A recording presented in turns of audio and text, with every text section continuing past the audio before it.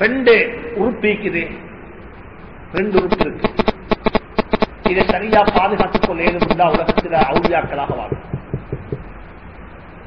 எழுதி எடுத்துக்கோங்கோ, சுவர்க்கம் வாஜிப். சுவர்க்கம் சொல்லுவோம். அவர் ரெண்டு பேர் சொல்லி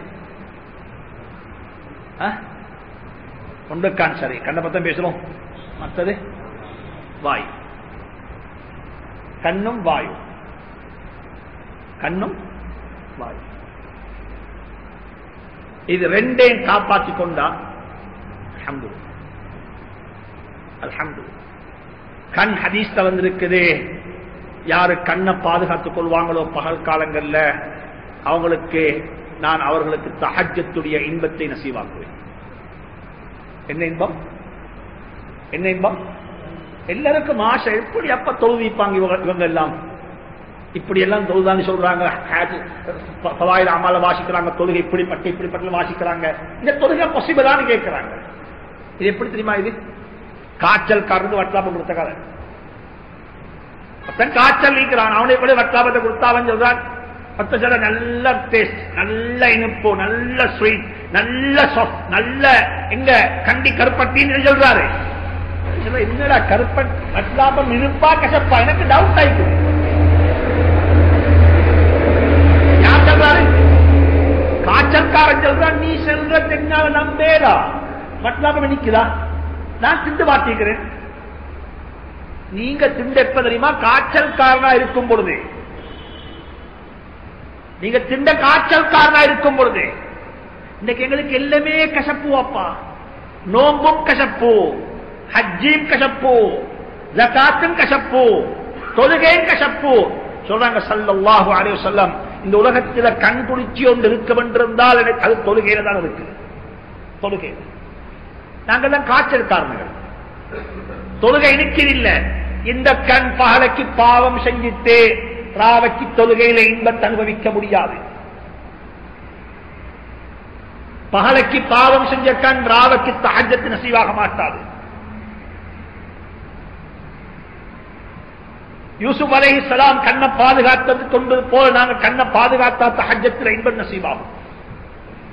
தஹஜ்ஜத்துடைய பாக்கியம் கிடைக்கும். 10 நாள் இஅ்திகாஃப் இருந்துட்டு ஒரு 27 கொண்டாடுவோம். 10 நாள் பள்ளிகளுக்கு இஅ்திகாஃப் இருந்துட்டு ஒரு 27 கொண்டாடுவோம். எப்படின்னு சொல்லி அந்த 27க்கும் சும்மா ரோட்ல என்னத்த 27 வெள்ளிக்கிழமையா திங்கக்கிழமையா?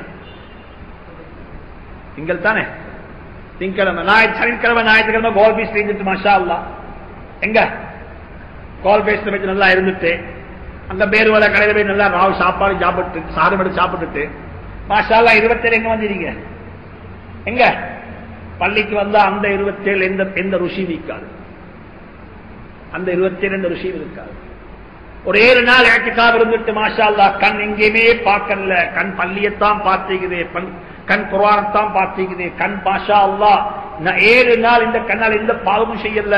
படைச்ச ரப்பின் மீது ஆணையாக சொல்றேன், படைச்ச ரப்பின் மீது ஆணையாக சொல்றேன், அந்த 27 அந்த தஹஜ்ஜத், அந்த துஆ, அந்த குர்ஆனுடைய திலாவத்தில் உள்ள இன்பம் இருக்குது. அந்த இன்பத்தை யாராலையும் சொல்லி விளங்க முடியாது. அதை அனுபவிச்சுத்தான் பார்க்கணும். அதை அனுபவிச்சுதான் பார்க்கணும்.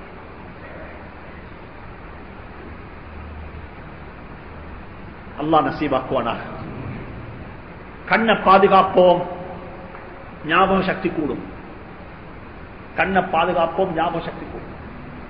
ஸ்டாட்டிக்ஸ் எடுத்து பாருங்க, உலகத்தில் இருக்கக்கூடிய ஆகப்பெரிய ஞாபக சக்தி உள்ளவங்க, நல்ல ஞாபக சக்தி உள்ளவங்க, அவங்களோட கண் பார்வை இருக்காது. பின் பாஸ் ரஹ்மத்துல்லாஹி அலைஹி ஒரு சவுதியினுடைய பெரிய முஃப்தியாக இருந்தாரு. எப்படிப்பட்ட முஃப்தின்னு சொன்னா, தாருல் இஃப்தான் சொல்லக்கூடியது சுப்ரீம் கோர்ட்டுடைய அத்தாரிட்டிக்கு மேல் உள்ளது. சுப்ரீம் கோர்ட்டையும் கண்ட்ரோல் பண்ற பவர் யாருக்கு இருக்குது? தாருல் இஃப்தானுக்கு இருக்குது, சவுதியுடைய கான்ஸ்டிடியூஷன் படிக்க. அப்படிப்பட்ட ஒரு அத்தாரிட்டி தான் தாருல் இஃப்தான் சொல்லக்கூடிய. தாருல் இஃப்தாவுடைய ஃபத்வாவை வச்சுத்தான் சுப்ரீம் கோர்ட்டும் இந்த விஷயம் ஜட்ஜ்மெண்ட் கொடுக்கணும். அதுதான் அங்குள்ள கான்ஸ்டிடியூஷன். ஆனா அப்படிப்பட்ட ஒரு இடத்தினுடைய இந்த தலைவராக முஃப்தியாக இருந்தவர் யார் என்றால் ஷேக் பின் பாஸ் ரஹ்மத்துல்லாஹி அலைஹி. அவர் எப்படிப்பட்டவர் சொன்னா, தன்னுடைய 18வது வருஷத்துல 2 கண்ணுடைய பார்வை விழுந்துட்டாங்க.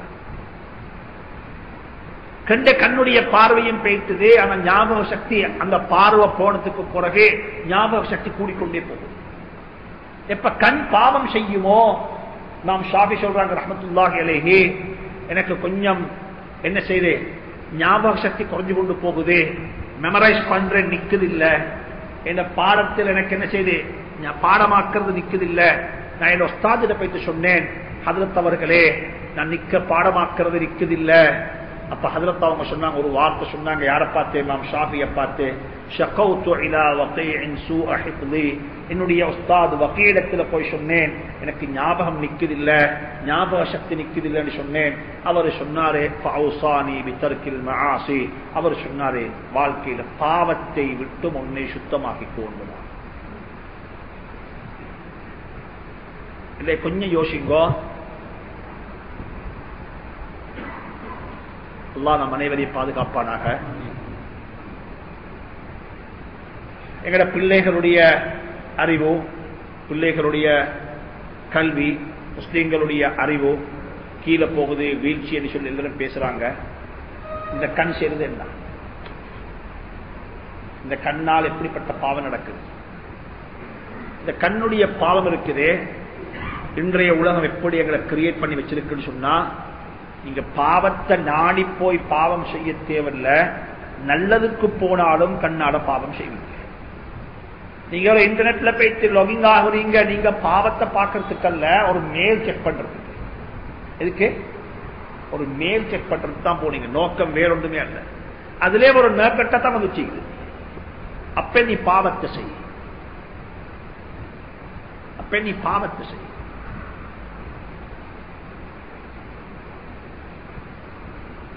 அங்கே பெண் இருக்குது, ஒரு ஸ்விம் டிரெஸ்ல தான் ஒரு பெண்ணை மோடிஃபை பண்ணி வச்சு. இதை பாருங்க, நீங்க போனதை பார்க்கறதுக்கு அல்ல. இந்த மனிதனுடைய கண், இந்த கும்மத்து, இந்த விரோதிகள், மனித சமூகத்தினுடைய விரோதிகள் எப்படி சோடிச்சு வச்சிருக்காங்கன்னு சொன்னா, நீங்க உங்களோட கண்ணால துரோகம் செய்யணும், கண் பாவம் செய்யணும் என்று சொல்லி அவங்க